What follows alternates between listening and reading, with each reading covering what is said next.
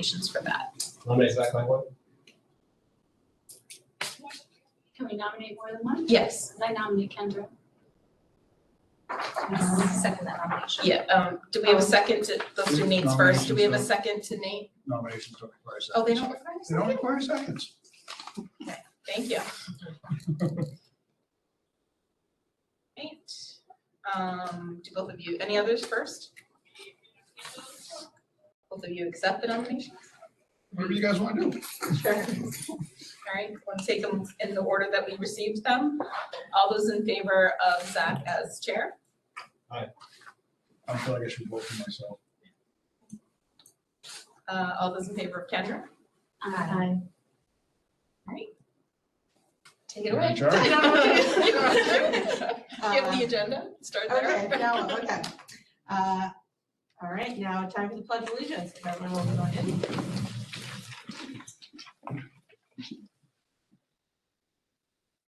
I pledge allegiance to the flag of the United States of America and to the republic for which it stands, one nation, under God, indivisible, with liberty and justice for all.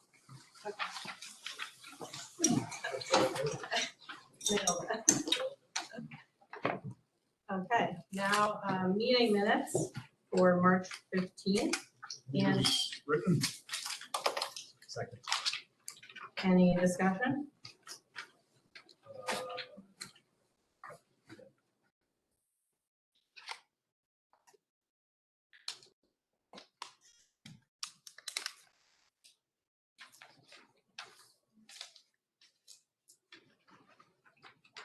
No discussion?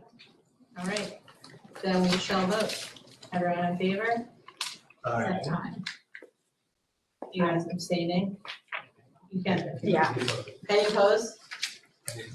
Yeah. So is it 3-0? 302. And the sealed minutes from March 15th. Second. Any discussion? Yes. Yep.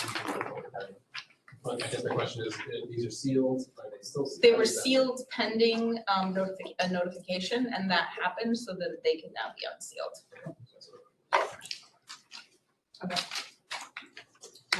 All in favor? Aye. Opposed? Abstain. Okay. So for immediate business, we will kick it off with public comments. As a reminder, public comments are limited to 3 minutes if someone wants to address the board.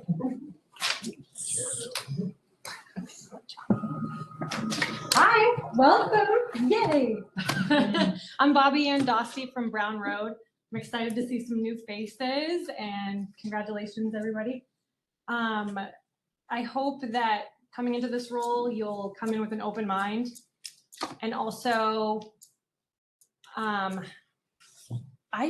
not sure if this board ever had goals, but I know that Nate mentioned many times having goals and going over your progress in the board for many meetings. And I don't know if you guys ever did that, but for new faces, maybe that would be a great start, is going over your goals and seeing what the community wants and really listening to the community.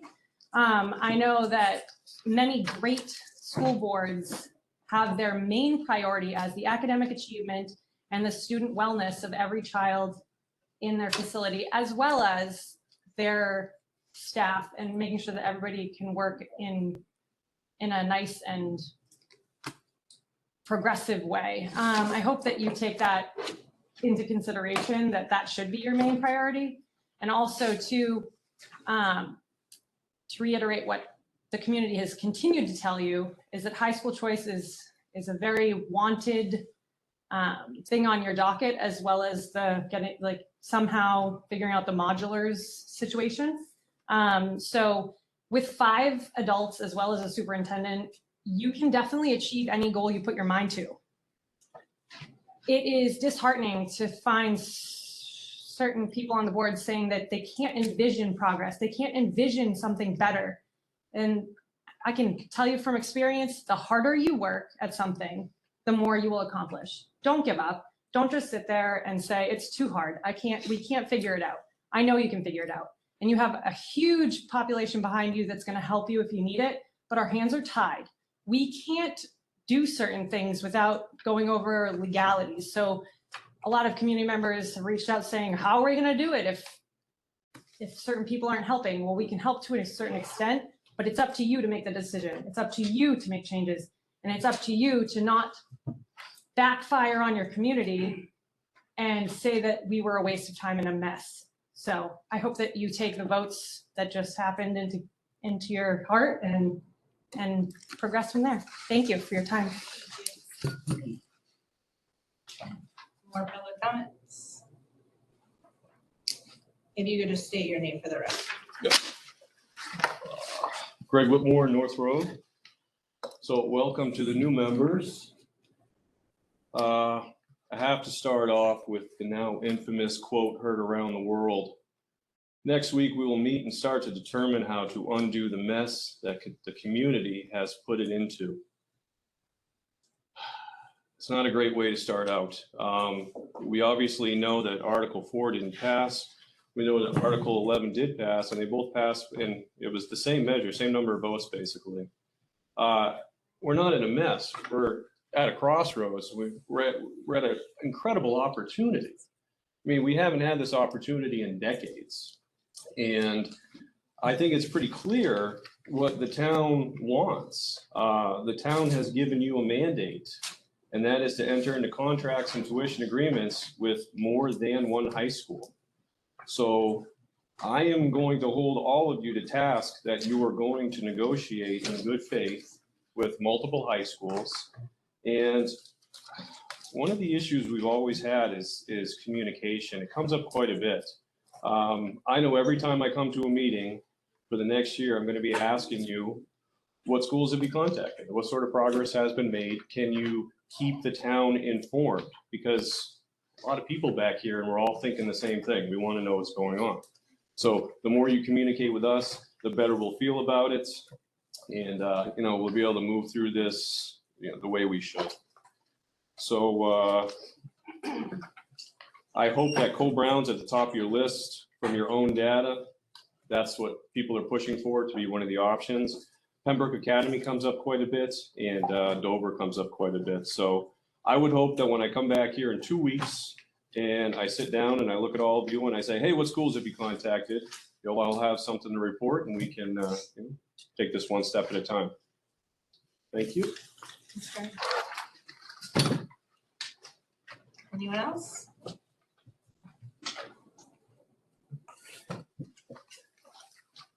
Kimberly Black, Meeting House Hill. Welcome new members. I just wanted to put a couple of my 2 cents in regarding high school stuff. Looking at the options that the high school committee had brought forward, I think there's a really great group of, there's 6 schools on that list that were local that they kind of ranked in favor. A lot of them, the ones that I hear the most from the community would be Concord, Co-Brown, Pembroke, and Dover High.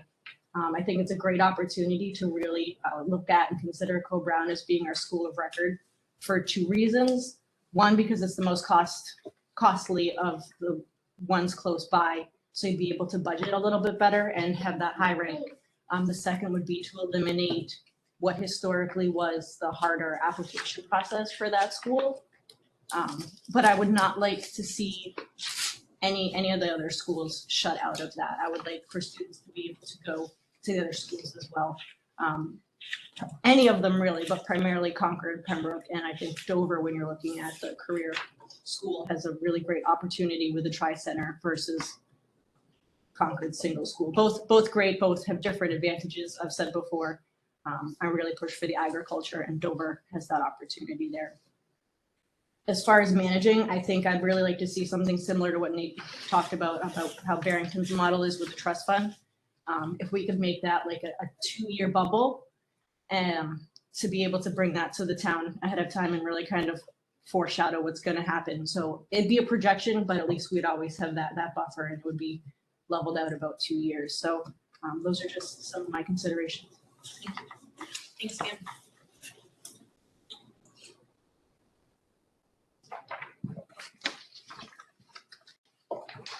Hi, Nancy Shute, Pleasant Hill Road.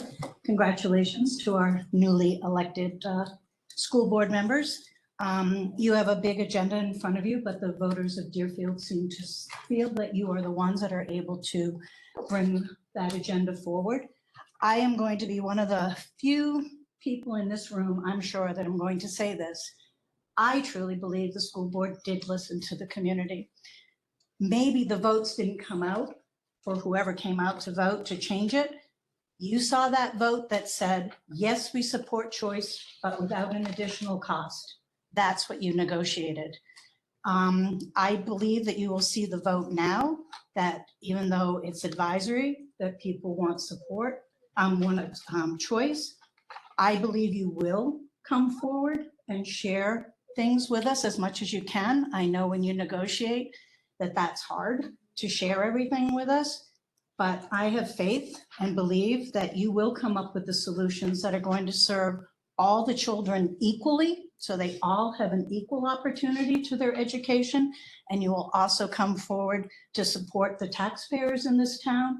That maybe an increase of $400 for a high school line item is too much for them, considering there's also the town budget. And we've kind of forgotten DCS through all this, which makes me very sad. I spent 38 years of my life teaching here, and I'm very sad that this whole past thing has been focused on one issue, and we kind of forgot DCS. So I hope you won't forget DCS. Thank you.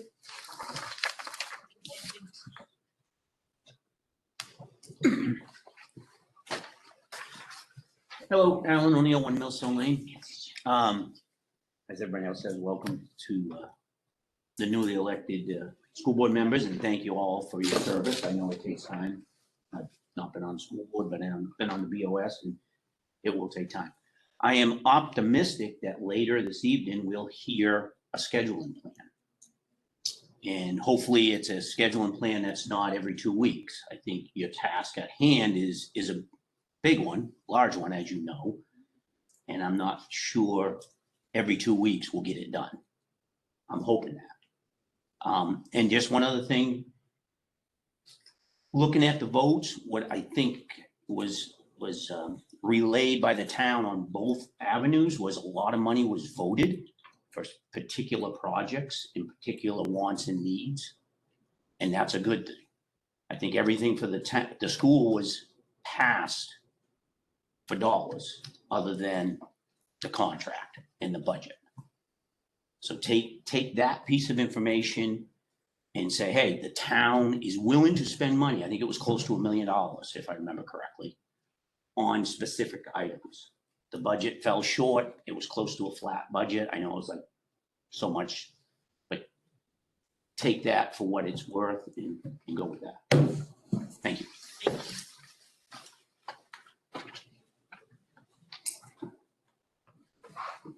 Yeah. Kayla Stanker, Fieldstone Drive. I'm sorry, could you say again? Kayla Stanker, Fieldstone Drive. Livestone. Thanks for stepping up, you guys. It's admirable to see everybody on the board.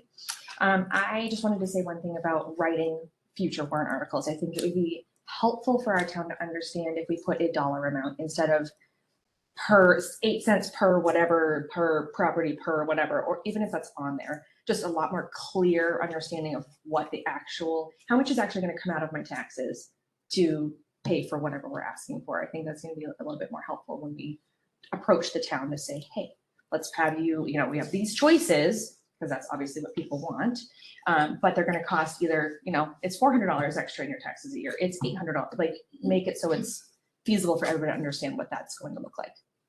That's just a suggestion that I have, because I think that'll be well received. Thanks. Thank you.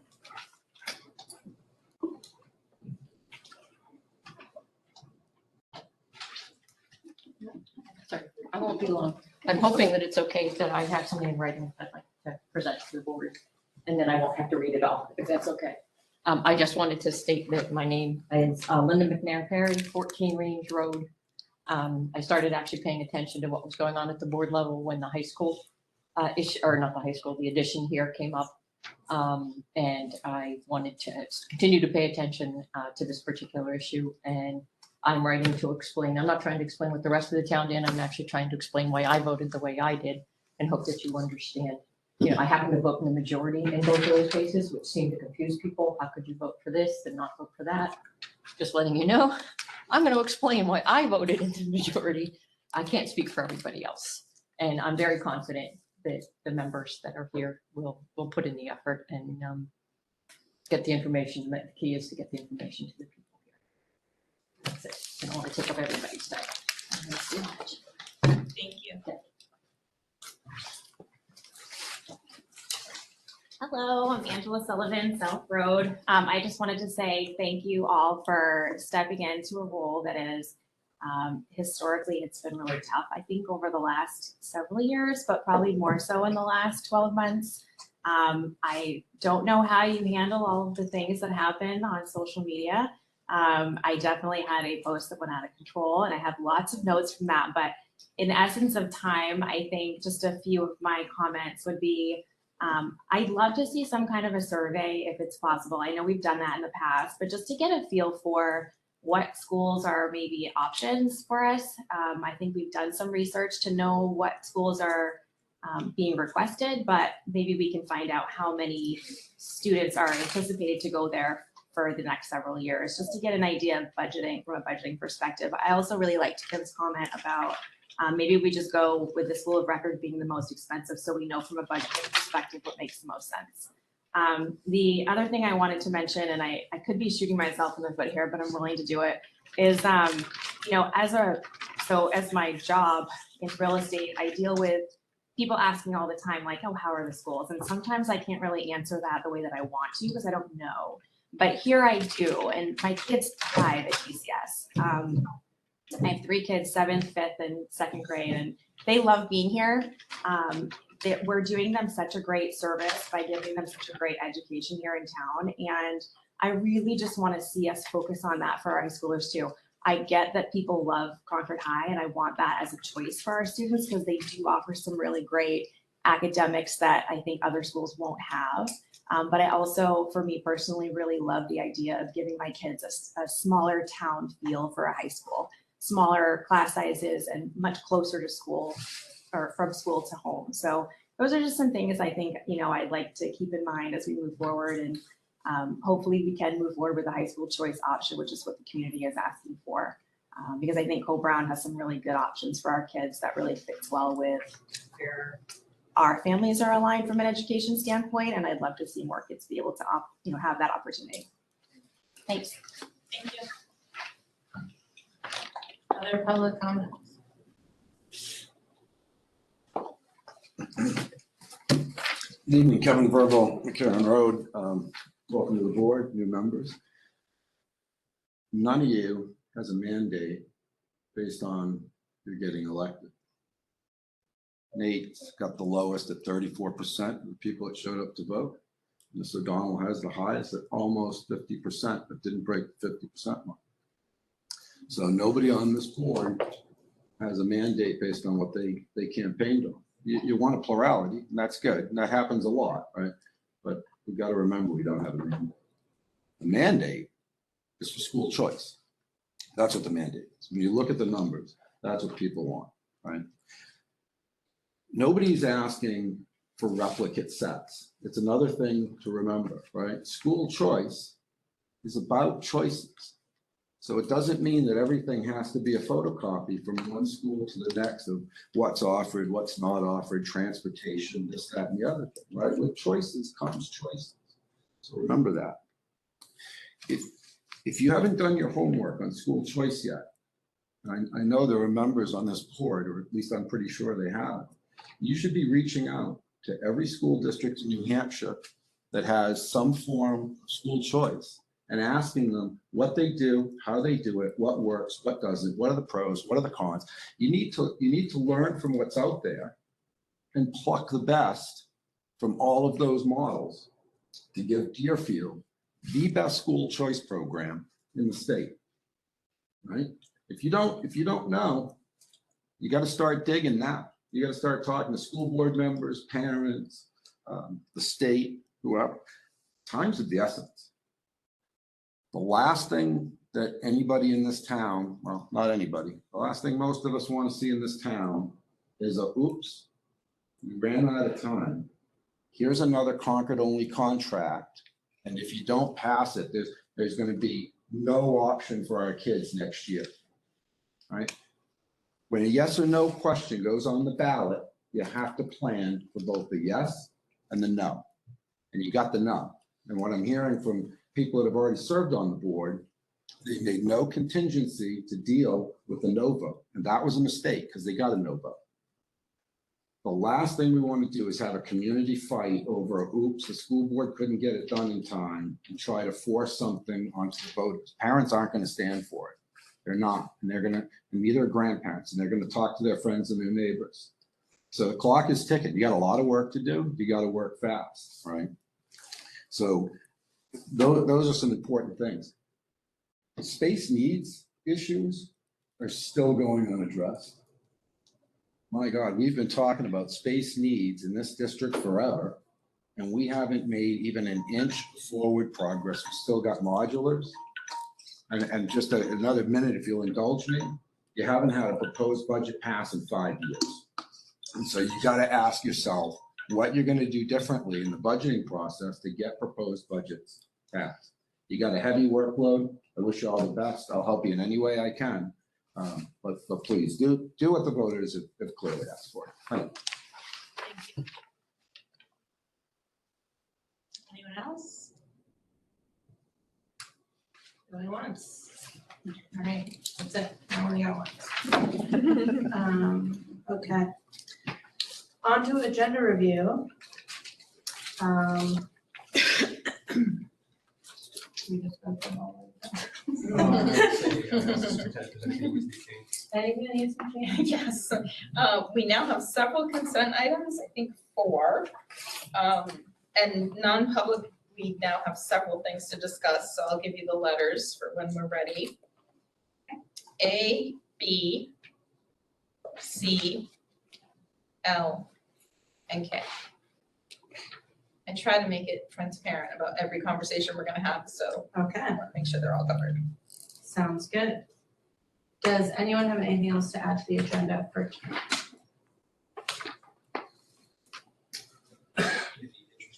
Time, maybe we could, I might request if we were to push the policies, or is it kind of too late for that? It's okay with me. I think that makes Some sense. Cool, okay. Moving on to board committees. So we have a lot of committees. You do. Do we just take nominations for each of them? Can people self-nominate? Yeah, and you can, sometimes you would ask if people want to stay on or if people are looking to switch.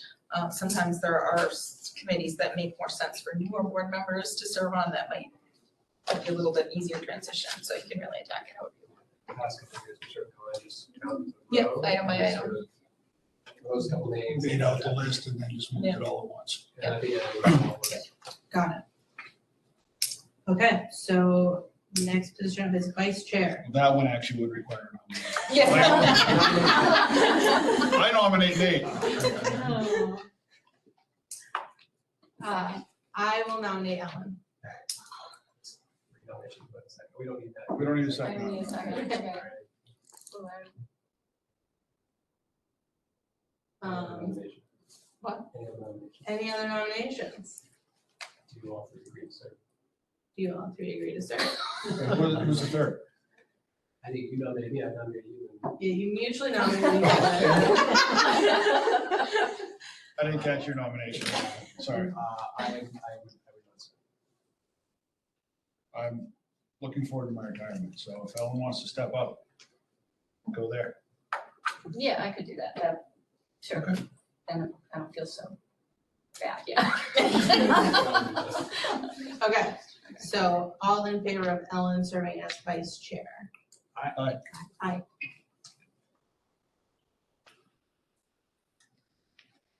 Okay, so we have NBC representative. We have 2 listed here. Is it always 2? Yes, do an So- alternate. Okay. Historically, you have an alternate to fill in for the primary member if there are no reasons. Do I have any nominations? Does anybody want to? Does anyone want to nominate themselves? Asking for somebody to want the NBC. Will anyone agree to do it? Exactly, great, that position still. Really? I can deal with the NBC. I don't disagree. But who's gonna be the second? Give me a second. I was just gonna say Kendra, yeah, because you. Yeah, if that works. That's fine. Do we need to vote? No, we vote on the rest At of the it. end, yeah. Just keep notes. Okay, SAU Executive Board. So some of these two may not be as familiar with. Right. Do we want to give a little explanation of what it is? Oh, sure, yeah. So the exec board is the full SAU has a board that is the official employer of our SAU staff. So our superintendent is employed not by Deerfield, but by the SAU. So that full board has board members from all of the 5 towns, districts. And the exec board is one rep from each, so that the full board doesn't have to meet every month to deal with policies, et cetera. The business can be done more effectively, efficiently by a representative board from each. So each board sends one member to the exec board, which meets regularly too. Not every month, it may not be necessary, but it's right when necessary to. Is that, do they meet on a Wednesday too? It has been a Wednesday. A different Wednesday. I know. Yeah, a different Wednesday. I know. You actually don't have Wednesdays anymore. Well, I do have Wednesdays, I had to change my schedule, so I have the other 2 Wednesdays. So recently, the exec board dealt with the hiring of a, is that done? The exec board was on the committee The to search hire, the search Search committee, and then committee for the board. vote went to the full board. We have been doing a lot of policies, a lot of, so the exec board can't hire a superintendent, but they can hire all the other SAU staff. So when we have an OT or a school site, those, nominations and resignations come in through that board. Any like child rearing requests, any other business going on in the SAU that the exec board might want to discuss and then sometimes report back out to this board so to fill everybody in on what the exec board does in between. And then the full board will meet in the fall and in the spring. So all the other months, just the exec board meets. I know how many, well, I would say Kendra, I'd rather that as a nominee. I think Kendra would be a good role. Most districts is the chairman and the chairman serves on both, right? Some, yeah. I would accept. That's what I'll be thrilled.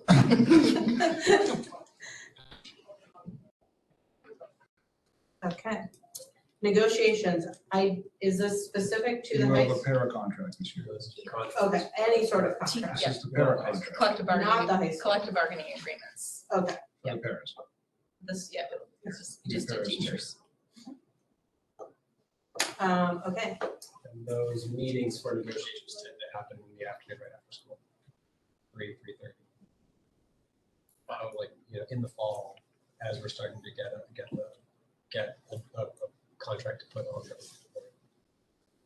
So it'd be like September, October, November. So I mean, Nate has historically been handling contracts with the CBAs for years. I stepped in because You stepped in. Gigi. Anybody? anyone particularly interested?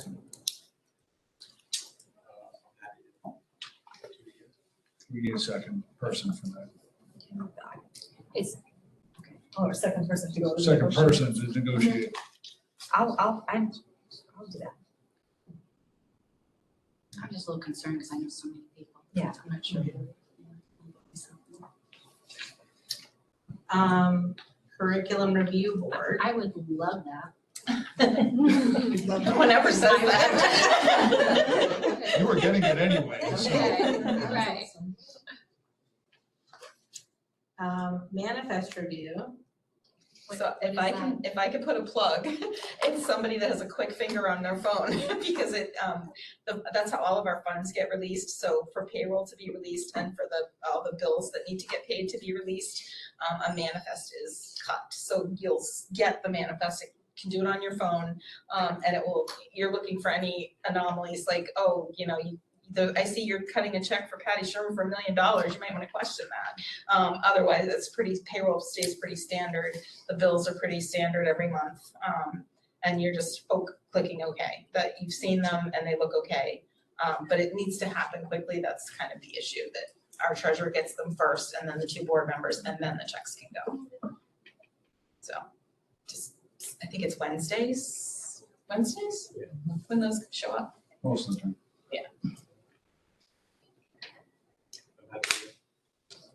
You need a second person. Yeah, 2 people, I'm also happy to do that. All right. thank you. Facilities.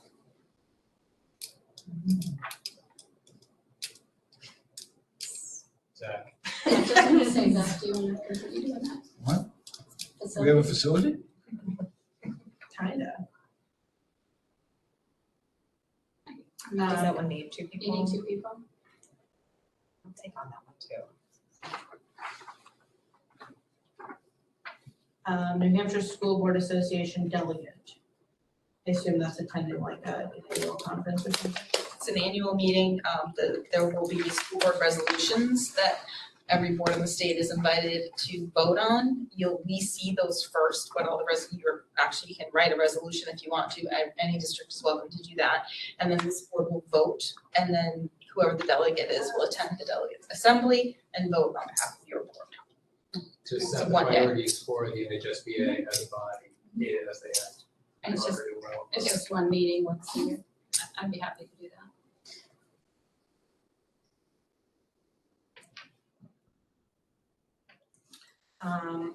Okay, next up is communication. I think Kendra's been doing a phenomenal I think job. so too. Say that. We did have a second, sort of informally. Oh, there's just a transition period, okay. No, we're welcome to. You're welcome to. Well, I was gonna say, I mean, I'm happy to help you with that if you Okay, want help with that, so. perfect.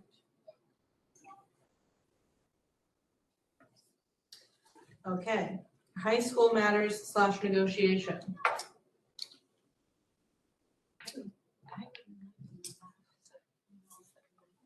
You're awesome.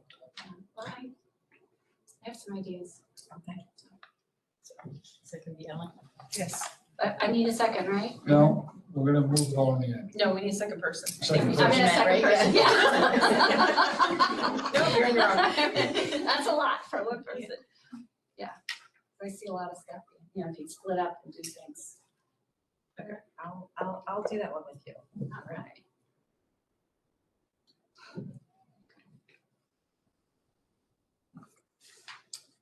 Sick bank. For those. So the sick bank, and Mrs. Wood, you might want to speak up, I'll try. The sick bank, there's the opportunity for staff covered by the collective bargaining agreement. If they run out of sick time, there's a sick bank that all teachers can donate to. So it's pretty infrequent. If a teacher puts in a request to use days from the sick bank, it requires a board member, a member of the administration, I'm not sure anyone else. And 3 representatives. 3 reps, okay.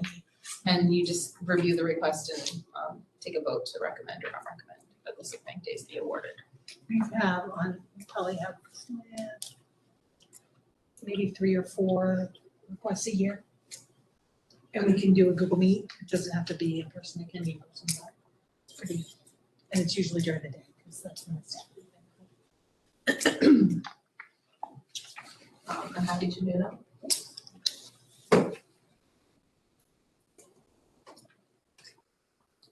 Sabbatical committee. I haven't had a sabbatical in many years. It's pretty. So it's just like. There's not really anything to do. I was thinking you were the last one. Yeah, Maybe you should serve. Maybe you should. yeah, I could do that. You went to, was it Finland? Yeah, it was Yeah. fun, yeah. That was a long time. Okay, transportation committee. This is, I assume, busing. I'm not sure how much work there will be to do on the transportation committee. It's been pretty difficult to accomplish a whole lot with no bus drivers, no vendors. So know, I don't know if the board has a vision for what a transportation committee might do, How maybe. does the transportation, like say for the high school issue, go to this committee? Like, is that separate or is that become? No, as it's part of high our school? contract, the whole board would act on it. I think the initial thought when this was formed was that board members were gonna try to work on a better solution or explore options, look into having your own buses. And nothing really came to fruition with that because of the shortage. Our transportation contract, we're gonna be talking about it next week. It's up for renewal, so at the full SAU board next week, we'll talk about putting that out to bid. And then the vote comes back to each district on the contract before it's approved. So I don't know that there's gonna be any committee work. Unless the board had a vision for what that might be. Anyone want to volunteer? I could certainly play with transportation if necessary. Do you want a second person? If anybody wants to, they're welcome to tag along, but Okay, we'll leave you, just you for now. If you get overwhelmed, let us. probably not. Okay. I'll move the assignments as discussed. Second. All right, all in favor? Aye. Aye. Unanimous. All right. So this is a dumb question, but we have consent agenda here and on the bottom. So I think probably all the consent items may as well wait until after non-public because I suspect there will be questions on each of them. And then when we come out of non-public, we'll vote on those items. Okay, review of correspondence. So in your packet, there are emails and letters that we received. What do we do with all of these? They stay as part of the record. Yeah. And I think typically the chair would just announce what communications you received. So you might want to just, you got an email or a letter from the Board of Selectmen. Do we typically respond to things? Or can we or should we? We typically, most of the time, we've historically just been adding the letters to the minutes, and then a lot of the stuff is topics that we've discussed during the course of the meetings, I think, so. And the reason for that, for all of us new people, is that especially if it's an email addressed to the whole board, an individual can't speak for the board. And so the idea was that when we started getting a lot more emails than we were previously, how does one person respond to these kinds of questions and not represent the board? So we were deferring any response to a mass email to all of us. And instead, if we wanted to talk about it in the meeting, that's the place to talk about it. But regardless, we would put it on the minutes, put it so it's publicly, seen by anybody who's looking. And also, If it's an individually addressed email, feel free to respond to that because that's to you, and so you're responding to an email to you. But if it's an email to the board, I would probably just make sure the chair, you were gonna forward it to the superintendent. Yeah. And that's a board issue, which is different. Individually, we have no power to speak. So if it's a board issue though, like after the board meets and we discuss it, can you then get back to them as the board discussed it? And it just Yeah. seems like when people Right, send us emails, it'd be nice to respond to them. right. Or at least acknowledge their email. Right. Say it's going to be presented, or it's going to be discussed and attached to the minutes for the next meeting. And I think that had been delegated to the chair in the past, if I remember correctly, that you could respond and just say, thank you for your email, we'll be bringing this to the next meeting as part of the packet, public packet. the other thing it does, is if those emails get right to note, they're already attached to the minutes, so they can speak. It's there, it's already up. But in terms of taking an action in the meeting in response to every email that we get, the agenda is set by the chair, so I think it's up to, are you going to, when you see these emails, are you going to then put something on the agenda in order to respond to every email, or we have a full agenda as it is, so you're gonna be evaluating in what order we sort of tackle these things. But it may be that we can't act on every single email, every single meeting that we get, and that's target to how we set the agenda and what we choose to tackle in the time that we have to do so. And we started this during COVID when we were getting a number of emails every week saying, why aren't our kids wearing our masks? Why aren't our kids wearing masks? Why are the kids wearing masks? should do this, you should do that, you should do this, you should do that. It was stuff we were looking at, and reviewing data on a weekly, bi-weekly basis. And it just got to the point where people were asking, well, who emailed you about this, and who emailed you? It's in minutes. You know. Got it. Okay, but something like specific, like this one asking for an unpaid leave That, request. that's a staff request we're talking about. Yeah, that's not under communication, that's, I'm not following. That's fine, it will be acted on in public, but any staff matters we talk about in non-public. Got Yeah. it, all right. Yeah, that's not a letter to the board. That's Okay. So these are essentially similar to public comments, right? They're basically Written public comments.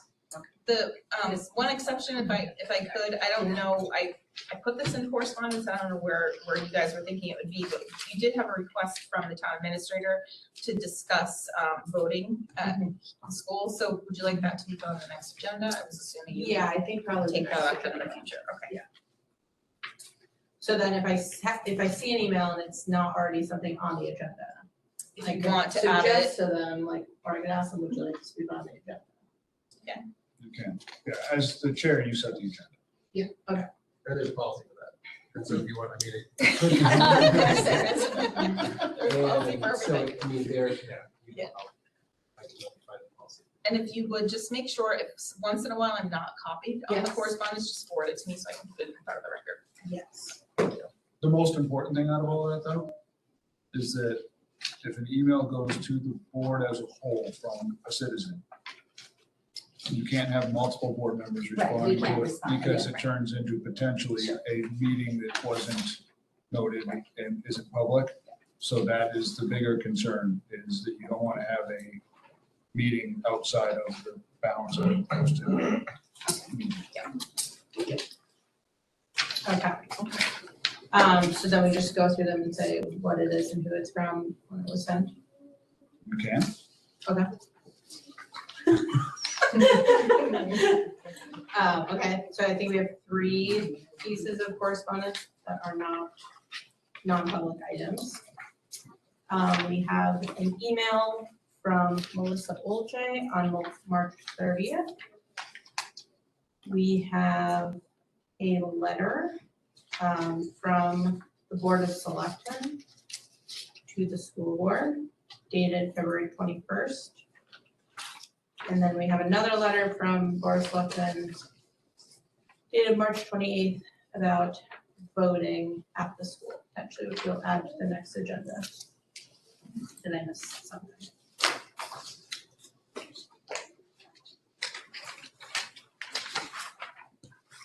I think everything else is not public items. Okay. Facility update. Which there also is something in your packet about. Would you like to join me and share an update? Hi, good evening, everyone. Welcome. I haven't met everybody, so my name is Chris Kupos, and I am your Director of Facilities for the Deerfield Community School. Been here since August 3rd of 2020. Got a good handle on the building, I think. I agree. So, there's a lot going on this summer. There's been a lot going on every summer since I've been here. Biggest things going on this summer is a brand new roof that will commence mid-June. Which is, if you just look around the building, we've got a 30 and 20-year-old roof that has seen its life. So we're gonna go through with that upgrade. Contractor's been selected, and I believe Amber has the contract for review and signing. So that second big project for this year we're hoping for is the parking lot. I met today with Keach Nordstrom, Stephen Keach. Him and I walked the facility, the parking lot more in detail, pointing out what we're going to be doing. He hopes to have a blueprint for review at the next school board meeting in 2 weeks. I can go over that when we have that. If you guys have any questions, just go from there. He'll also be including bid documents.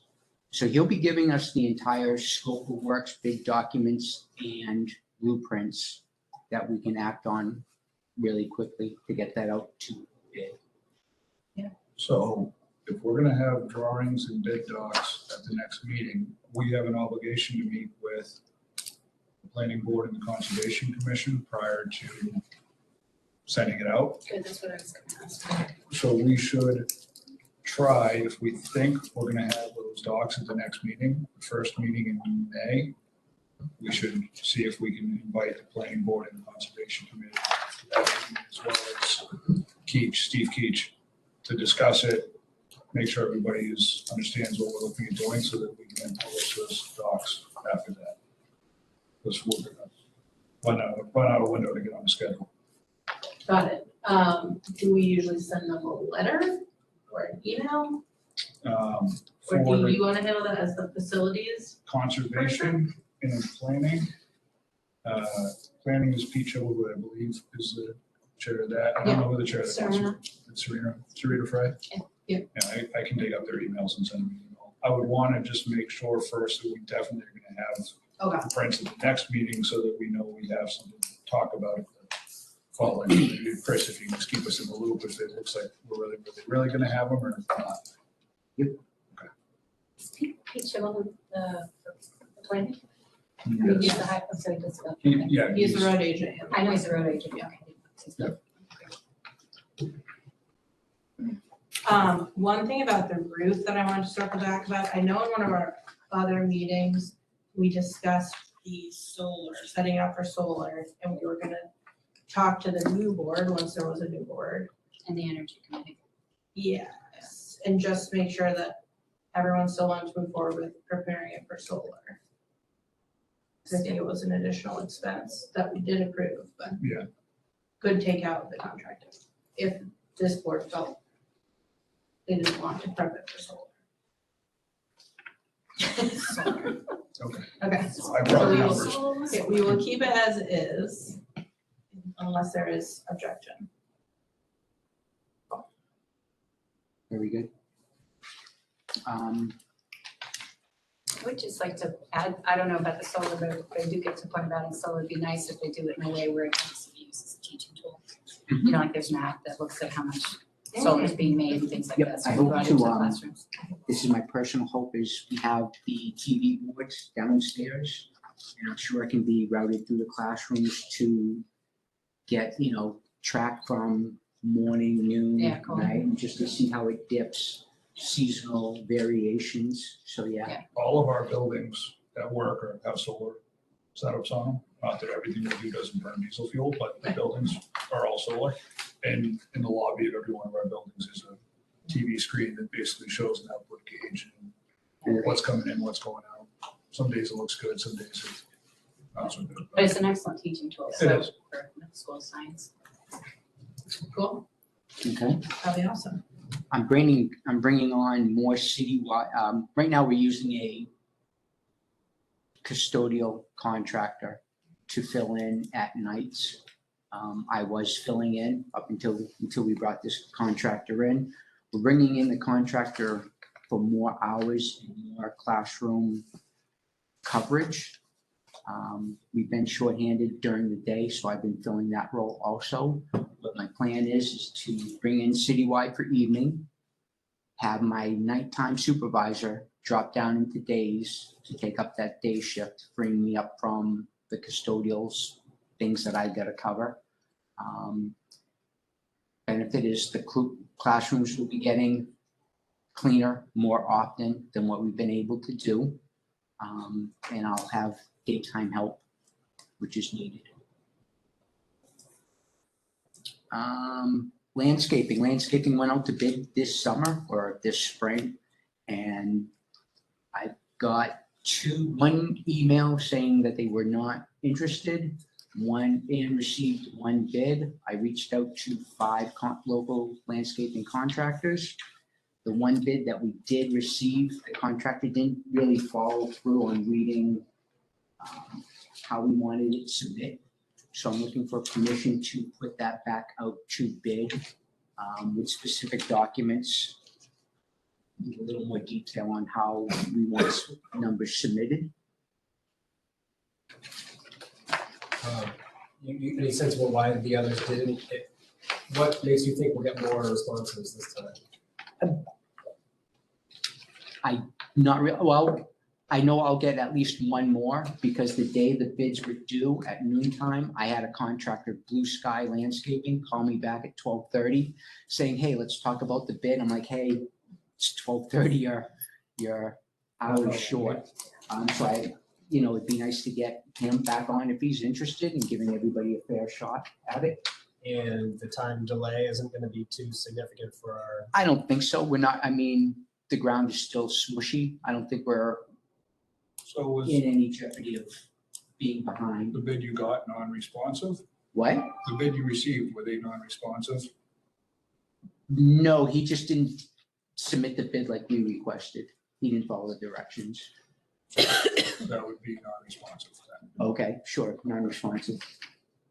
You just don't want to throw away, if somebody took the time to bid it properly and did all the paperwork and did everything right, and you were the sole bidder, then it's a different conversation. But if they were non-responsive and they didn't follow the directions, Yeah. they didn't respond in the way that the document specified, that's a different story. Correct. Non-responsive.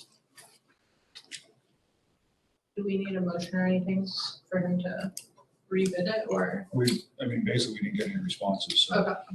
we're not, right. Are you thinking of sending it out to other companies or just the same ones that you sent out to? We can do two things. I can reach back out to those companies and see if they're interested. We can also run it through the paperwork, newspaper and have it on our website as an RFP as it was. Okay. Septic tank, we spent a lot of money last year upgrading our septic system. That was needed. Once you saw the excavation, it was buried up on the hill. You understand why we needed to do what we needed. We're following a November, April schedule for getting everything pumped, so this April vacation, we'll be going through another pumping of the chambers. Fire alarm panel, which is another, question about that. We did not replace the tanks. We did replace the tanks. we added 2 tanks, So all tanks are being pumped. and the pump chamber itself will be pumped. Is there any indication currently that they're full, or is part of this gonna be looking? It's just part of a PM. It's just part of the PM that was suggested. Fire alarm panel is another major project that's been going on for the last 2 years now. Every vacation they've been in pulling wire for the main line for the new panel. They'll be back again over April vacation to pull more wire through the halls and into the classrooms.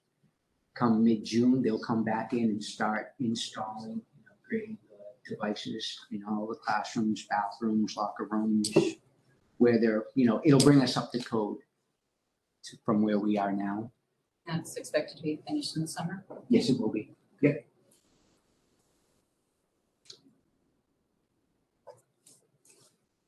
I'm in the process of working with RB Lewis. We're up for our 10-year, actually, I don't think we've ever done this before, but we're up for our 10-year review of our sprinkler heads. And I'm in conversation with RB Lewis to get that taken care of. I'll submit more information as we go through the process, to keep you guys in the loop. And the Homeland Security grant, I hope to have more of an update in May of where we stand with the 3 items that are on the list. 3 items on the list are replacing some doors, window film coating, classroom door, windows, doors, areas like that, and a buzzer system for the front entrance, so someone doesn't have to actually go to the door, open it up, and having someone come in. Cool. Does anyone have any questions? Wow.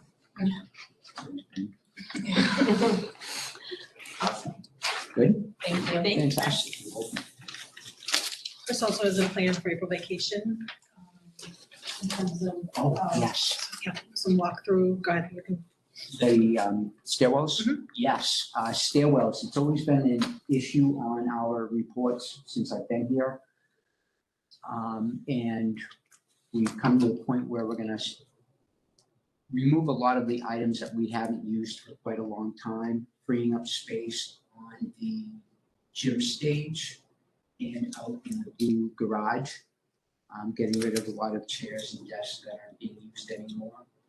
Get rid of those, free up room, and remove the items that we can either up onto the stage or out to the blue garage. So that'll bring us into compliance with the Deerfield Fire Department. Thank you.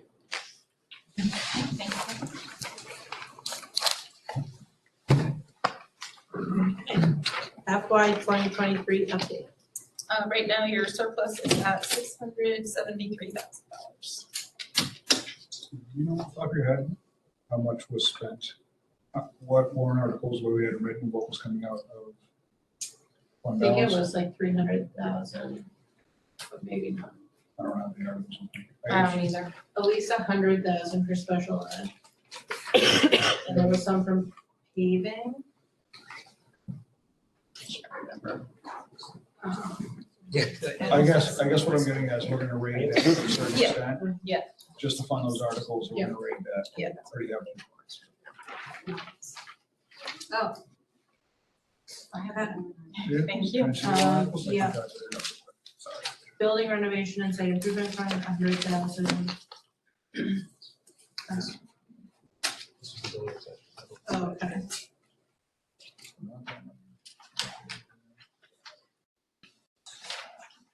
$100,000 for special ed. And 100,000 for paving. Yeah, Looks like- I think 300. 5, Oh, sorry, 300. Yeah. So that 673 is gonna get rated pretty hard, and then we'll wanna pay attention to putting money back in retainage, which is a formula we can use, but in the past, it's worked out to be, typically, we've had about 200K set aside, which we don't have. That is our kind of. because of the warrant article last This is year. last year's warrant article, so that's our emergency. Okay. And that number will change throughout the rest of the year. That's just as what we know right now.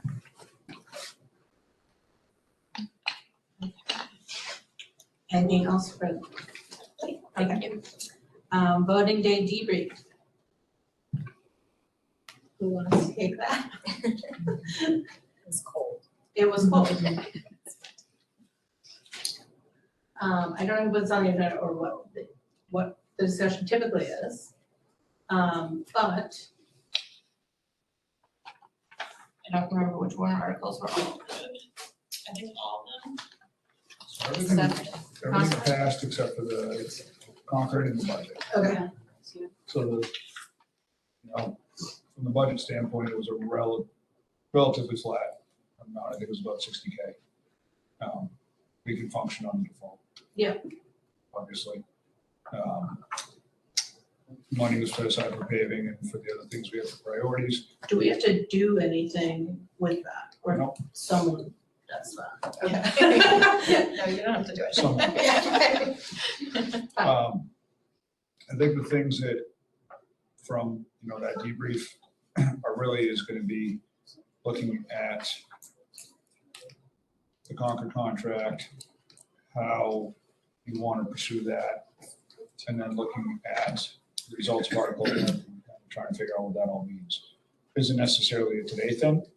I think it's probably good to let the new board members get their feet wet for a meeting before you dive headfirst into it, but you have a fairly short window on that contract. I'm sorry, could you guys speak up a little bit so that we can hear? I can't hear. You have a short window on the Concord contract or on the high school contract to figure out what you want to do. We have a certain level of uncertainty right now for our seventh grade students because they don't necessarily have a placement. They don't have a school. So there's things that as a board are gonna have to be sorted out relatively quickly for that. So how does that work as far as the board? Is every discussion that we have about like, hey, can somebody go to this school and meet with the principal? Like, does that have to be discussed at the board meeting? Like, we can't just. That's where the committee comes in, and so if a committee is established by the board, which it has been. Was, does it have to be reestablished? I think The the, I problem think is that, you don't have time for a committee right now. right, I mean, so if you think about the window that you have, if you're gonna have warrant articles written and ready for the MBC, legal and everything else, you have till December and you still need time to vet them through legal and everything else. You need to have it wrapped up October, November. But I think there's so much that needs to be done, a committee would be better because you could say, hey, can you go here, can you go here, can you go? I think a lot of that's been, a lot of that information may be available as well. and you designated 2 people to work on negotiations, and I think before you can sit down to negotiations, there's legwork that can be done, which is exactly what you're talking about. And I think as the 2, and you can have the conversation with the board, they delegate the committee's tasks, but, you know, that's established, so the 2 people that have taken on that role, you can talk now about, okay, is there something that we should do in the next 2 weeks? And part of that, I'm happy to meet with the 2 members That's what I'm to trying fill to- you in on the that's what schools I'm that I trying to contacted, get at, what they yeah. said, that kind of thing. I'm happy to do that if that's what the board finds. I think something that we need as a board need to kind of wrap our heads around are, is there certain hard stops for us? Certain things that we're willing to accept and not accept, so that as that kind of process is ongoing, you know, one of those things is guaranteed placement. Are we looking for a solution that guarantees a placement for every kid? Because that has a different structure than other avenues. And so if there's hard stops that we have, we need to figure out what those are as a board, so that when we put those, you know, when you guys are, you know, working on these negotiations, if you know there's hard stops as a board, like, you know, for me, one of them is, I don't want a kid standing on 107, first day, 9th grade, wondering where they're going to school because we don't have a placement for them. So like, for me, that's a hard stop. So it would be, I mean, I don't know the policies, I'm just trying to get this straight. So it would be okay if, say, like, because Cameron and I are doing that, right? No, Danielle and I are doing that. So, sorry. That's okay. Forget. It's all good, you're good. 10 minutes ago. So Danielle and I could talk about it outside of the board Absolutely. and have an agenda that we want to then bring back to the board and say, this is what we'd like to do. Are you guys okay with this? So if in 2 weeks we come back with that, in the meantime, if the board is okay with like us meeting with you before the 2 weeks, we can have that information.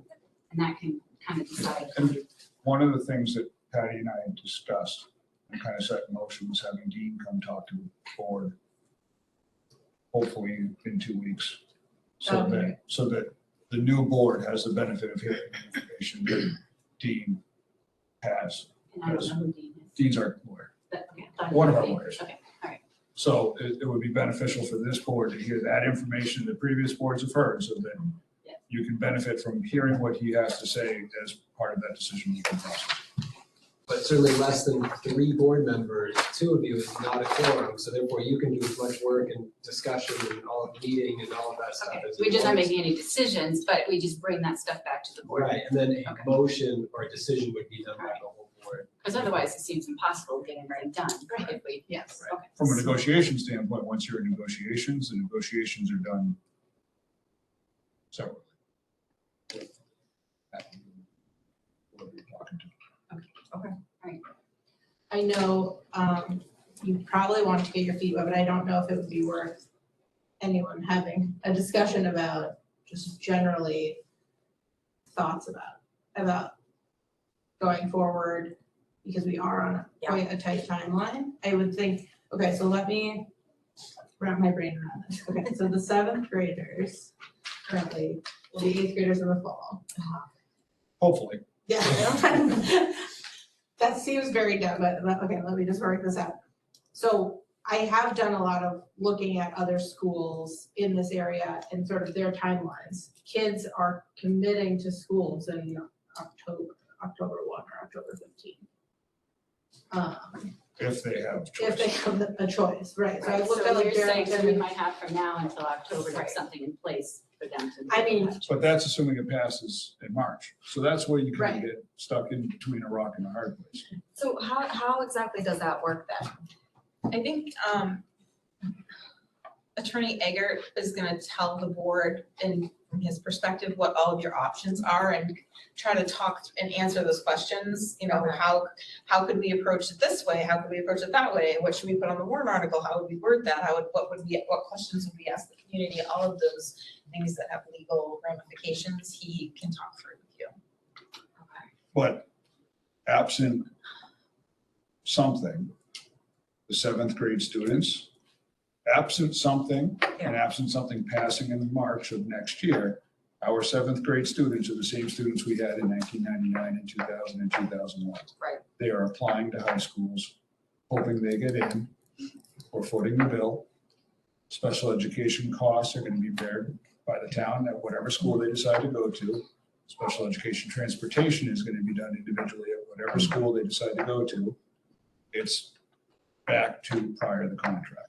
Does that mean that when we see the budget in November or October, it's going to be like, we're budgeting for the highest tuition cost potential? I think that's part of what you have to talk through with and get his advice on what to put on the warrant and how. You have to remember that you could potentially be in a default budget. So he's gonna help us navigate how to make sure we have high school tuition in the budget somehow, some way. And if you're in default Right, and you can't carry a contract. and the contract's done And and you everybody have, chooses a $5,000 a year more high school, and your special education costs will carry through default, but an increase in tuition wouldn't. So now, But say would you, any tuition if we don't have a contract? that's a question for Dean, I would have. a lot of these are questions that you need to get legal advice. But say you have a nothing in place, you go to default. Right. A $600,000 increase, you're funding that out of the DCS budget because you have to pay the bill. Right. So that means, how do you fund and operate your elementary and middle school?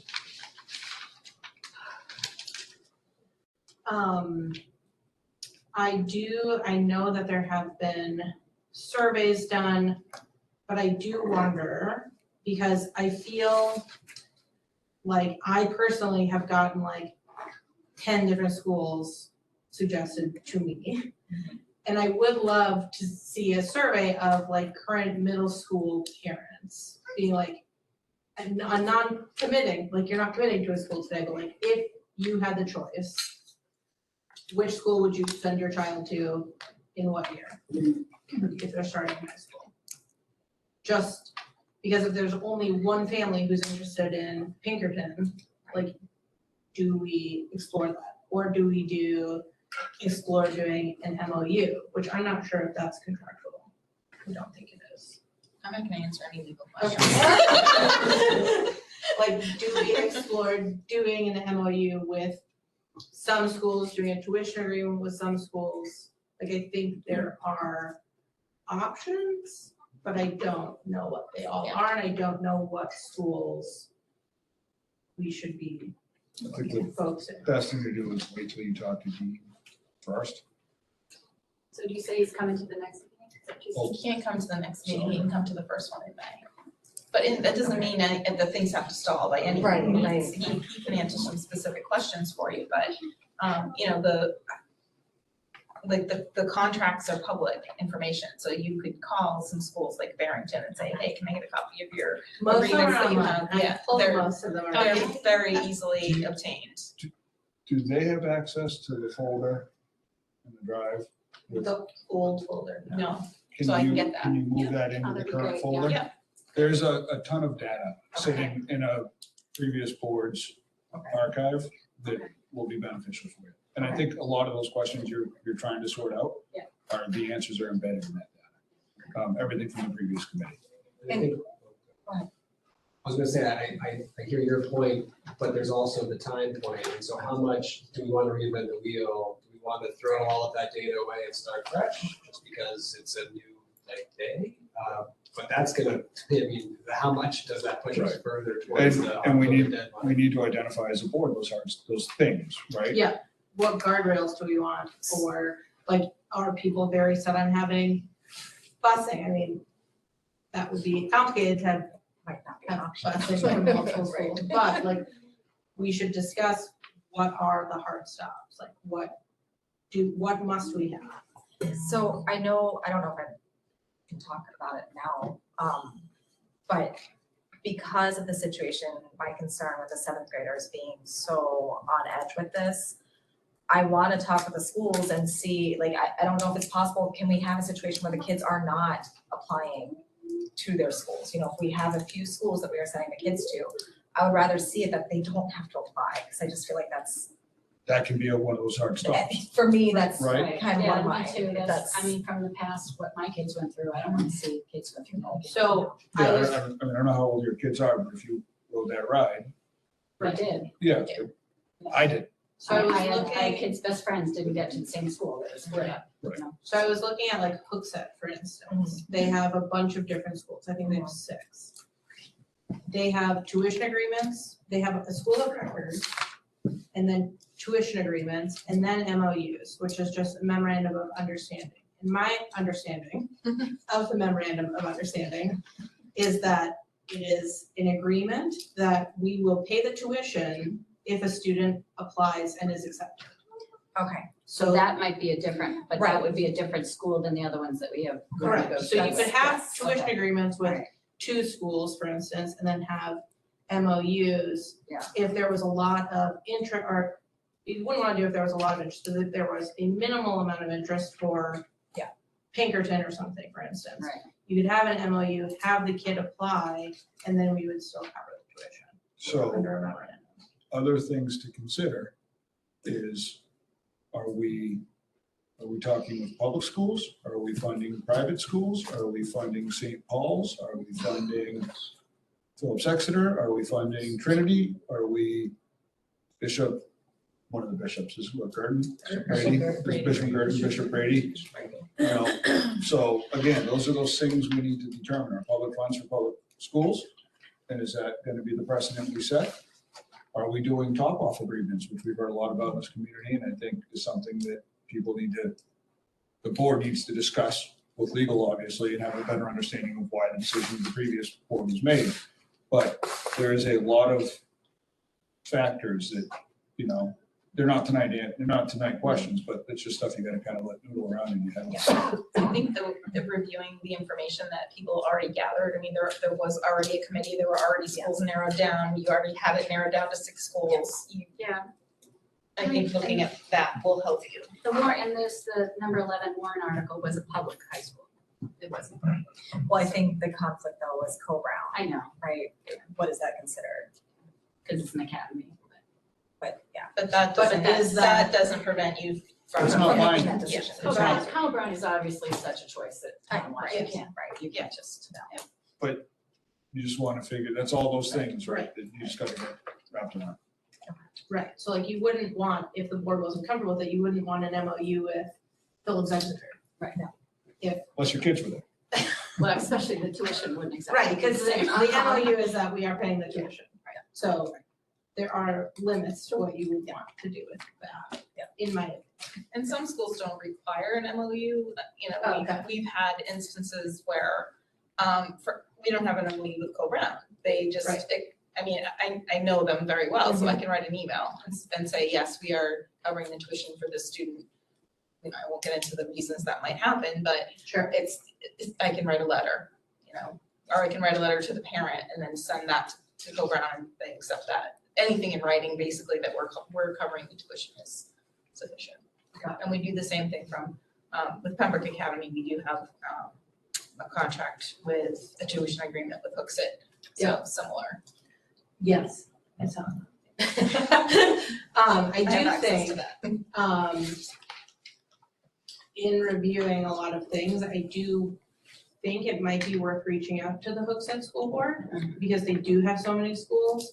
And until this year, my understanding is all of their MOU schools, they would provide $13,500 for an MOU school. So if you apply to Pembroke or whatever and get in, you get $13,500. And then the parents paid the extra. It is my understanding that they have discontinued that this year. So it might be worth reaching out to them As to why they discontinued as to it. why, how it worked.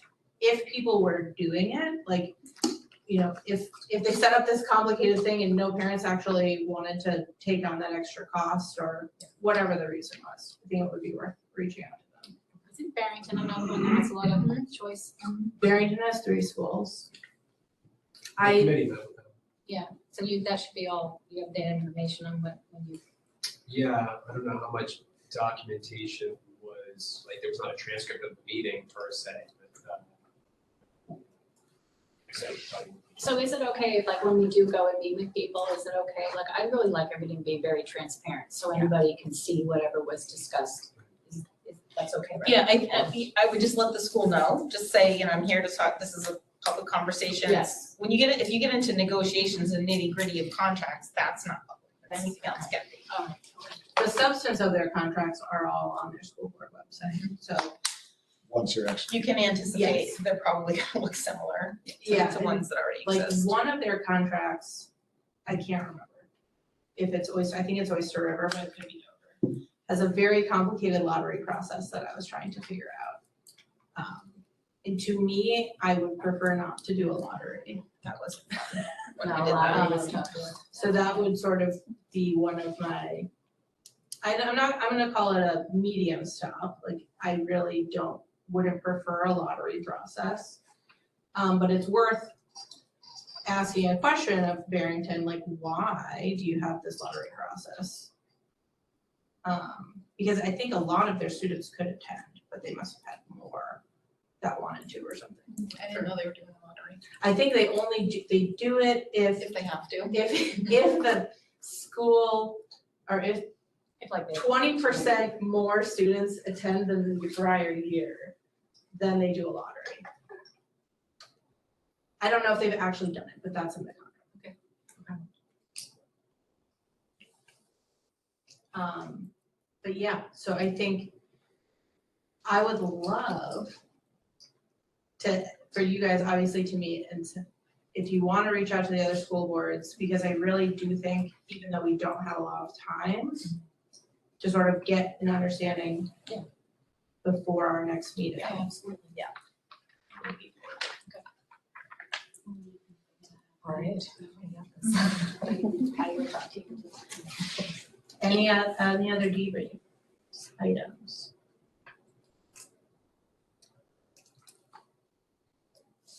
No? Okay, that wraps up our voting day debrief. Board reports, PTO, would you like to share?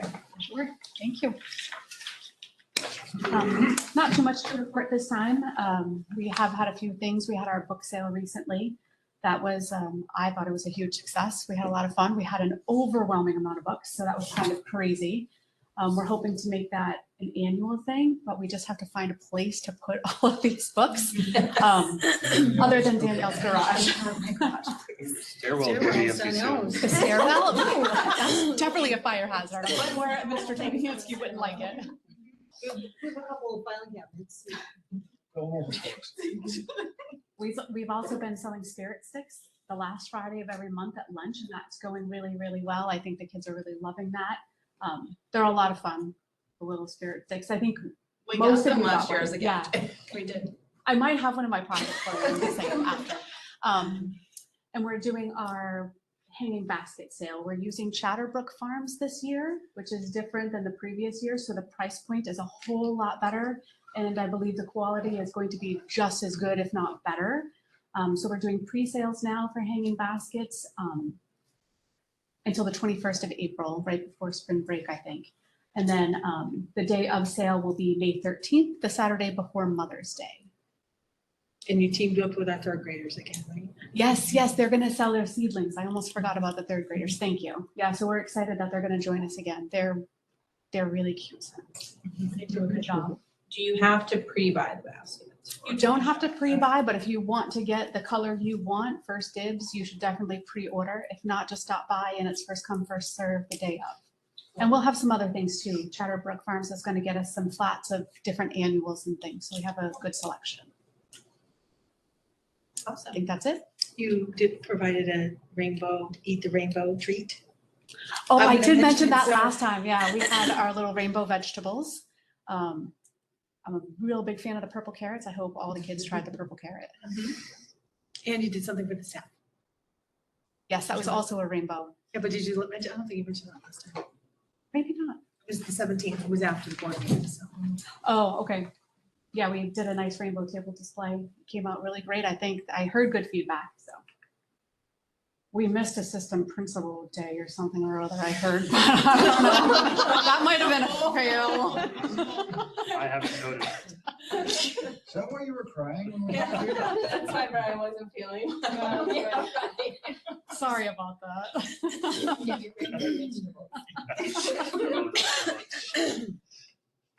Awesome. Thank you so much. Thank you. Executive board. I defer to Superintendent Sherman for the We, announcement. we have a full board meeting next week, and if you have an RSVP, please do so, and we desperately need a quorum to nominate staff, so. That is Wednesday in Pembroke Pembroke County at the cafeteria, cafeteria. Yep. At 6, yes. not a Wednesday done. I already have clients booked that day. That's fine. I'm out of state. I will go. Thank you, I will be there. thank you. We can carpool. Are you, Nate, coming? I know there's Okay. a. If we don't get a quorum, we have to reschedule, so I'll let you know. I'll look at my schedule, try to see what I can do. I normally would go, I can't. We have 5 boards, we need 12 people, so. Cool. Is that it? Yeah. Okay. Principal report. Yes, this covers March 16th through April 5th today. We had the bonus of Wednesday in March, so we have a little extra. On Friday, the 17th, that was the end of our trimester 2. On the 20th of March, started our trimester 3. It's hard to believe that we're in the last trimester of the 22-23 school year. Nicole mentioned the PTO book sale, but they did host that the same weekend of Parks and Rec. In fact, I met a little nugget who had bought some books and was on her way to A lot of see books. somebody for a fire. So the Parks and Rec Hoop Classic was a great success, as was the PTO book sale. So thank you to all the community that came out to support both of those events. On Monday, the 20th, we held a child find, which is by law, we have to hold every single year for 3, 4, and 5-year-olds. Do we have a number? I don't know how many people came. Lisa, do you? We screened a smaller number this year, Okay. but what's happening is we have a really close relationship with the preschool in town, so they often send us referrals early rather than participating in the child find. So, and it's offered not just in Deerfield, but at all the at different sites throughout the SAU. So sometimes even our Deerfield families might attend a child find event. It's a screening for preschool age children, and sometimes they participate in Allenstown or have some at other times of the year. So. Great, thanks, Lisa. On the 21st, our Band and Chorus and Triumph Honor Society, which is our music honor society for, Ellen might not know that, Daniel might not know that. We, Mr. Trong and Mrs. Davis have an honor society for the music department. They took a field trip to Pembroke Academy for a concert over there. On Wednesday, the 22nd, our 7th grade team held an information night with Mira Vista. 7th grade is going on an overnight field trip in May, and Mira Vista is the location they came to talk to the families about the event. And we were able to get some grant money to help offset the cost of that. So that between that and the fundraising that's been done, we have been able to bring the cost of that overnight field trip down pretty significantly, thanks to our 7th grade families who have helped to do a lot of that work, and to Brooke and Beth, who are grant managers, and they put that into our grant to get the cost down. On Friday, the 17th, our 6th graders had their advisory day. Every year, our advisories get together. 6th grade, 7th grade, 8th grade, they have an advisory day a couple times a year. Ellen's probably very familiar with that. And then on the 24th, our 7th and 8th graders had their advisory and magnet day. Our 7th graders went bowling at Boutwell's in Concord. followed by some pizza from our local new pizzeria, Charlie's. And then our 8th graders went to Strikers East in Raymond, and you had pizza there too, right? Correct. They had bowling alley pizza. It was delicious. It was delicious. So, the connoisseur of pizza, I doubt it, but. Yeah, it was really good.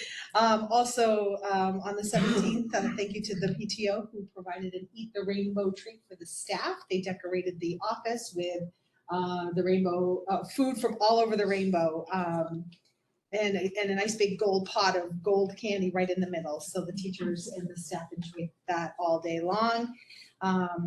And also they provided, Nicole had mentioned an Eat the Rainbow treat for our students twice through the month of March. March is National Nutrition Month. So the second Monday of the month, they provided orange slices for the entire school, staff and students. And then on the following Mondays after that, I can't remember the dates, I'm sorry, they provided vegetables, like Nicole had said, that were a different color of the rainbow. There's a red pepper and an orange something, a purple carrot and green pea pod, snow pea, yes. So the kids thoroughly enjoyed that.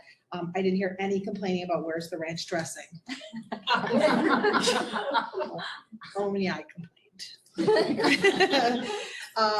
And then let's see, the Monday and Tuesday, the 27th and 28th, Mr. Grieve and a team from the middle school attended the NELMS conference.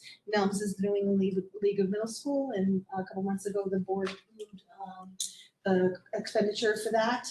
They were able to go down on Sunday. They stayed overnight at a hotel Sunday and Monday night. Their meals were covered as well and came back on Tuesday. So we're very grateful. That was 6, 7, and 8, or just 7? We had a member 6, from, 7, 8. yeah, we had. So all the teachers, all the teams, We had someone from each team. and from each team, okay. Yeah. On Monday, the 27th, our 4th graders went to a field trip to the New Hampshire State House and met Mr. Verville over there, who they got pencils from him and got a little talk from him. So we greatly appreciate his time, and the kids enjoyed their time very much. Wednesday, the 29th, a coach from Demonstrated Success joined us. They've been working with us throughout the course of the year on Tier 1, Tier 2, 3, multi-tiered system of support teams, as well as supporting our grade level teams on PLCs, which are professional learning communities.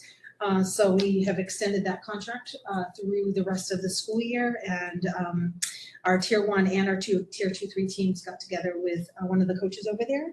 Lauren Messier was able to join us that day. And on Thursday, the 30th, Officer Millette was back in the house. He is doing DARE with our 5th graders, and we're glad to have him back. He was here last year as well. We did have to stop the program during COVID, but he is back doing that with our 5th graders, and they are thoroughly enjoying that. Thursday, the 30th was take 3 for our family math night. So it was a wonderful evening. Everybody came out. There was a lot of joy, couple new things. They had a relaxation area where kids were able to color different things that had to do with math, read books, and then there was I had read a book, and a couple of other staff members read a book throughout the course of the night. So it was a really nice evening. I hope everybody enjoyed themselves, and thank the community for coming out to support that night. On the 31st, our trimester 2 report cards were emailed home. The past Tuesday, we had another coach from Demonstrated Success come out and work with our teachers, our grade level teams on PLCs, just helping us get that system up and running and with some fidelity. Today, our staff, the entire staff stayed after school today from 3 o'clock to 5 o'clock. As you know, our professional development day was canceled in January, and it was canceled again in March. Brooke Ann Petroselli and Beth Moshew had planned Tech Trek. We did this last year in January, so it's kind of an annual event at this point.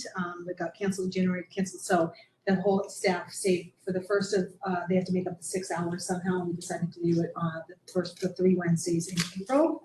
So people stayed today from 3 to 5. We worked on Nearpod lessons, and Brooke Ann and Beth did a wonderful job setting this teams up for success to dig into some technology.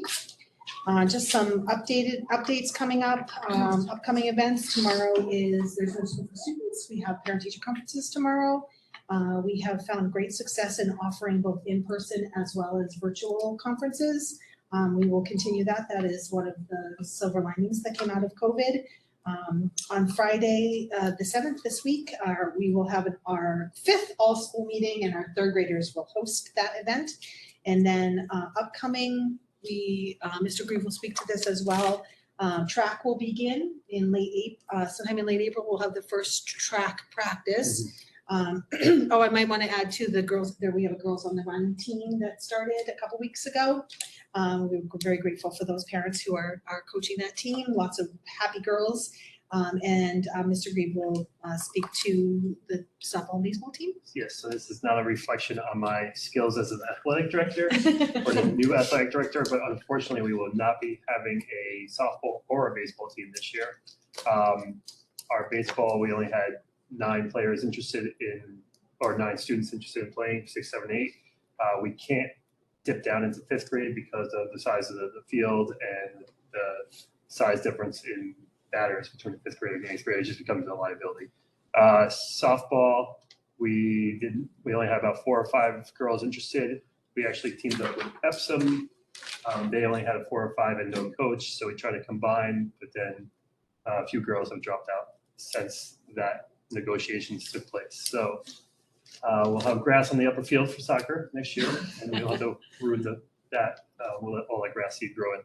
But I have reached out to other athletic directors, and we are trying to get students placed in the surrounding towns that do have teams as an opportunity for DCS students to still have that option to play those sports. So. And then the only last thing, upcoming event is that our band students will be playing the national anthem at the Fisher Cats game on Friday, the 14th of April. So we're excited to that. Can I ask a question? When did you say the all-school meeting was going to be? It's this Friday, the 7th. Would you like to come? 8 o'clock. We start around 8 o'clock. Okay. We'd love to have you. Great. Oh, actually, there. Let's see. I got my granddaughters this Friday. You can bring them. Are they little? Yeah, 4 and 2.5. Oh, I think they would like it. You can bring them. The preschoolers come to the meeting, so. It gets loud. It does get loud. It does get loud. Okay, thank you for that. Curriculum Review Board. Okay. I assume same for, okay, Municipal Budget Committee has not met. Policies, let's skip those. Can I quickly mention, you have a lot of policies on or not a lot, but several for first reading. And when you look at those, if you notice the dates, they are extremely outdated. We focus a lot on getting our policies required by law, keeping those up to date based on each legislative session. But when Ashley and I sort of worked on an overall spreadsheet and I sorted it by date, policies from like the 80s and 90s that are no longer policies in the policy manual. So we're going to start working on deleting the really old policies. So you'll see a list of policies that you probably haven't seen ever, and that's why. If there is a policy that doesn't exist currently, yep, and people are interested in creating a policy or proposing a policy, what's the process? You could just email me and I can pull the School Board Association's sample policy Okay. for you, put it in the drive, and then you go from there. Cool. Okay, so we will move policies to next meeting. Informational items. Can I ask one question? Is it the policies, do you read it? You have 3 readings, you vote on the 3rd reading, is that how it works? You can vote on the 2nd, but typically it's 3. Okay. And then any board member that wants to suggest language, the easiest way is to do a red line draft copy. And if you send it to me, I'll save it in the packet as I usually label it Ellen's edits so that everybody knows where those edits came from, and then they can be discussed at the meeting. All right, informational items. Anyone else? Okay. All right, we are back to public comments. Hi, Stacey Marchand, Meeting House Hill Road in Deerfield. Congratulations. Alan and now Kendra on your election. I am really buoyed by the conversation on school choice tonight that you're already starting. And so I'm really excited to see where this board takes contracts, negotiations, MOUs. You've started to do homework. I'm very, very happy to hear all of that. And your success will be our town's success. So that's excellent. It's good. It's really good. So, I had a couple specific questions. One, when you publish your agenda, could you publish the packet with the agenda? Concord High School does that. When you go online to look at their agenda, the whole packet is with it. So for instance, your policy changes, we could have that to read and look at. So if we had any feedback, we would have, know what you're looking at, facility, whatever you have. It would be helpful to us as members of the public to have that packet as well as just the agenda. I think they're available. We can put the packet on your school board page. Oh. Yeah, just the agendas are online. I don't see any Yeah, we packets. can put all the documents. Sometimes we add things at the last minute. We'll do our best, but we'll get what we have up there for the board for the public to look at. Yeah, and I think because it's a SharePoint, you have to enter it through the DC, or through the website. You can't just do like, here's a link to the packet. It's like, you have to go onto Oh, right. the website. Right, and don't click share it with your agenda friends because they packet. won't be able to get in. Yeah. You have to go to the website. It's a little bit Correct. long. It is, yeah. Yeah, so I can get the agenda online, but there's no packet with it. So it could be You want page, the whole packet. the agenda is page 1 and then the packet is pages 2 through You've 4. got to remember staff reports and everything else, obviously. Right, Yeah, that can't go. that's- That's anything for non-public wouldn't be, but everything else good. Yeah.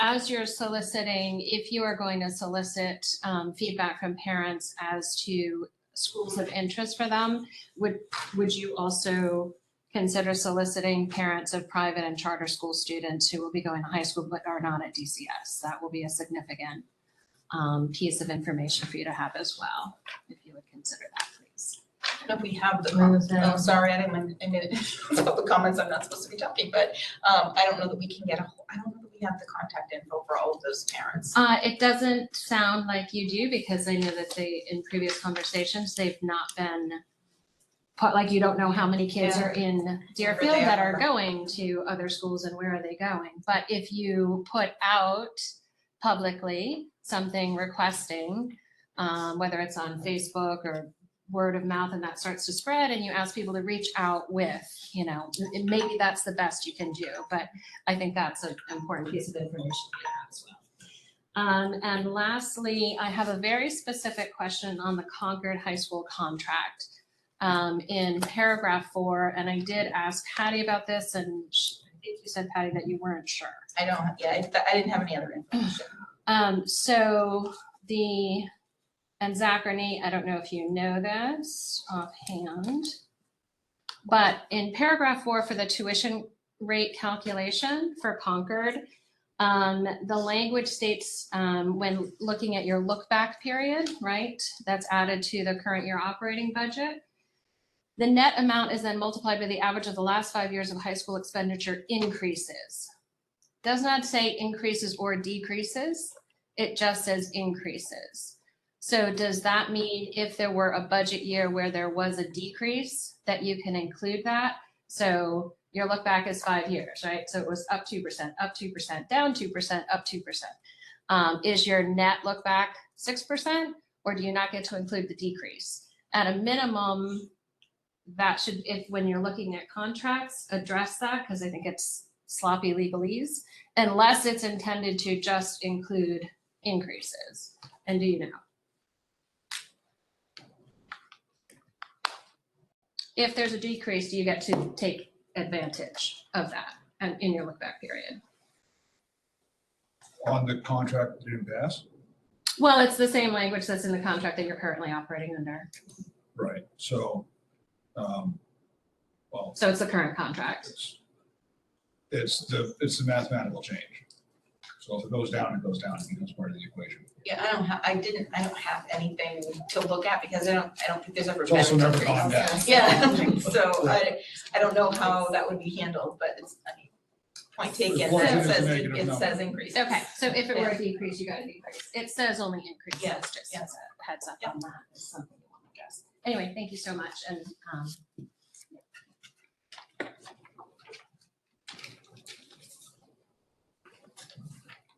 Kevin Verville, McCarran Road.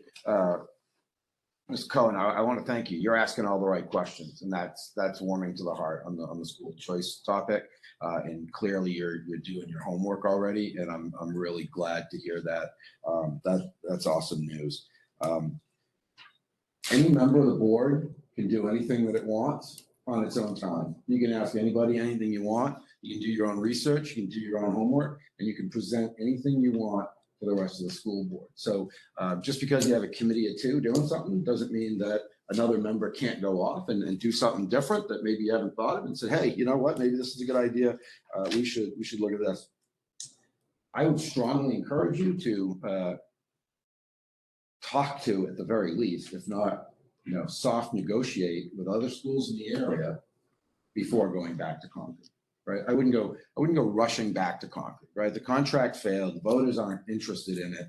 You might want to know what your other options are and really have a good understanding of that before you go negotiate with Concord. To go negotiate with Concord when you don't really have a full, thorough understanding of what your other options are is a fool's errand, because you're negotiating from a point of weakness. So you should be talking to any and all other schools that you may or may not want to contract with so that you understand what your options are. So when you go to Concord, you can say, well, look, I have X, Y, and Z. What are you bringing to the table, right? Because the voters rejected what you offered me last time, so we need something better. But you need to know what you have before you can do that. Any board member can respond to any citizen on any email, whether it went to one school board member, 3 school board members, or 5 school board members. You can respond individually as a member and say, dear so-and-so, thanks for reaching out. Here's my opinion, or whatever it is. Just because you're responding to an email that went to the whole board doesn't mean you're speaking for the board. You can talk to any of your constituents that you want at any time about anything you want to say. Just because you're a member of the board does not mean your freedom of speech is somehow chained to what the group decides is okay. So please make sure you know that. The chair sets the agenda, no doubt about that. Almost every agenda I've ever seen has new business towards the end of the meeting, so that any member can bring anything forward to the board at any meeting. And I would strongly encourage the chair to add new business to the agenda. The other thing is a majority vote carries the day. And so if you bring something to the chair for it to be put on the agenda and the chair denies the request, you can make the motion to put it on the agenda. And if you get 2 other people to go along with you have a majority vote and it is on the agenda. Don't forget that the agenda is not under some autocratic control, right? It's a group dynamic, and it's 3 votes carries the day. Based on what I'm hearing, I strongly encourage all of you to read New Hampshire RSA 91A, understand what it is, what it means, what you may or may not do. It's called the right to know law, right? So right to know request. If you want to stay out of legal jeopardy, you really got to know 91A, what you can say, what you can't say, who you can talk to, who you can't talk to, what's legal, what's not legal. If you haven't looked into that, please do that. Thanks for your time. Have a good night.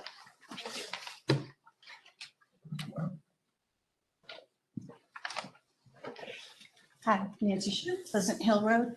I'm hearing a lot of contacting parents about high schools they want. I think the community needs to be contacted as well. I would like to know reasons for why Concord wasn't passed. I don't think it was totally not passed due to people only wanting choice. I think there's some other information in there that the board also needs to know.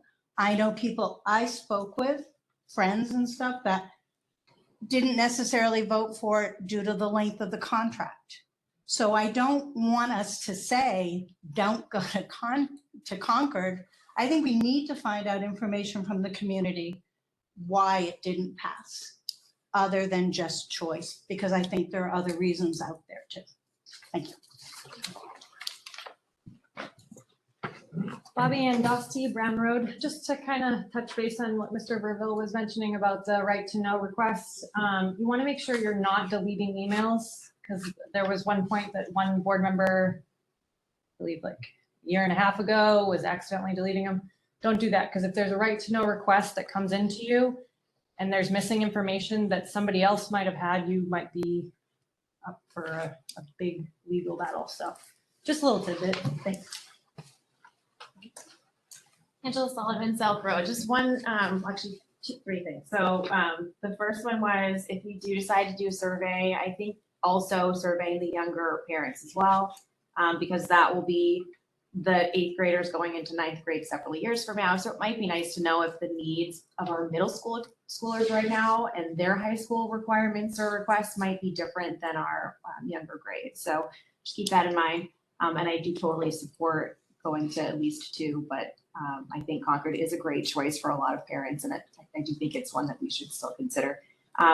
It's a ton of stuff for you guys to do over the next several weeks and months, and so I don't know if it's possible for public to help, but I've always offered that up. So if there's anything I can do to help, whether it's make phone calls for you or just be supportive in any way, let me know. And then also one final thing that I forgot to mention the last time, but when I was talking about my clients asking about schools, they always have this funny look on their face when I say we go to Concord High. And I think it's because they're not thinking that a town like Deerfield would go that far for a city school. But it's interesting when you talk to them about other towns and the high schools that they have, and like Bedford or Londonderry, you think about like the home values in those towns. And, you know, I don't want to say that having choice and having other options might increase our values, right? Because that could shoot myself in the foot. But what I will say is that a lot of these towns do have high schools that people are excited about. They do end up getting more money for their properties in general. And so it could be something where, yes, people are freaking out about a tax increase, but you also may actually see a value in your home increase. So something else to keep in mind, so we're a little less stressed about the tax piece. Thanks. Thank you. Okay, let's see here, Deerfield Drive. Contrary to Mr. Verville, I just wanted to clarify, the vote for Article 4 was 604 yes to 827 no, which is actually extremely close. So it's not saying we don't want Concord. It is, again, just like what Ms. Shute had said, is probably the length of the contract, or as those one of the young parents in town, oh, I don't really know that I want to send my now 4-year-old to high school in Concord because I don't even know how he learns yet, other than, you know, he can do his alphabet and his numbers. That's all I got right now to go off. So I think maybe a different length of contract would be helpful, but I definitely don't want you to cross it off because I'm definitely interested, and I know I'm not the only one, obviously, by our vote. Thanks.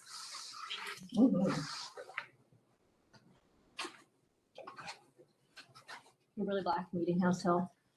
Just listening to Chris earlier, given the fact that they're so shorthanded, if there's any opportunity to pick stuff up during that April vacation, I'd love to offer some of my time. Maybe not a whole day, but a couple hours here and there. I'll have Atticus with me, so you know, not a 7-year-old helper, but I can take direction and move stuff. So I'm happy to put my email down with a phone number if there's some hours that would just help him move some of the stuff around. And other than that, I don't know if anybody knew how good of a book reader Principal Withy was, but she absolutely had my children mesmerized by her jelly bean story. So if she's not already a guest reader, I would absolutely advocate for that. Thank you. Thank you. Other public comments? Sorry, I have one other item I wanted to address, Stacy Marchioni. I'm really glad to hear the facilities update that the fire code violation that the DCS has been in since 2019, item number 30 on the fire inspection report, the school has failed, which is storage in the stairwells. And if you go to the fire marshal's notes, it says, well, it's going to be addressed with the renovations. We're working with the school board. We're working on it from one year to the next. From, I think, 2018, it passed. And I know the prior fire chief had allowed storage in the stairwells specifically. He gave an exception for it. But it does fail the school on fire safety. And I as a member of the town, I think that's a very important matter. You want to make sure that your kids and your students can get out of the school, and you're not supposed to have any storage in the stairwells at all. Not just flammable materials, but none. And so it has failed since 2019. I am really happy to hear that that's going to be addressed, and hopefully all of that stuff will come out, and a minimum 6 foot clearance in the hallways will be maintained.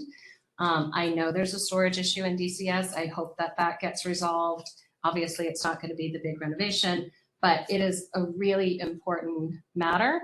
I've been talking to Zach and the fire marshal for it for about a month now, and asking to get inspection reports and that sort of thing. So, because when I came in the building several months ago, I was concerned with all of the clutter and the things of coats, and like, how are you getting out of the building? God forbid, right? So I am super pleased to hear that, and that is a huge relief to me. And so if that's already been addressed, I had asked Zach to put it on the agenda for next week. You don't need to put it on the agenda for next week, because clearly you're in charge of it. So thank you.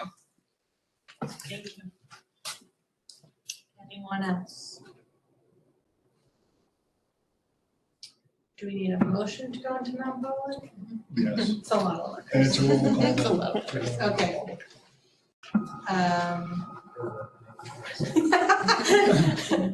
Per RSA 91A, colon 3, section 2, little letters A, B, C, L, and K. So moved. Okay, go to non-public. I need a roll call. Yes. Yep. Yes.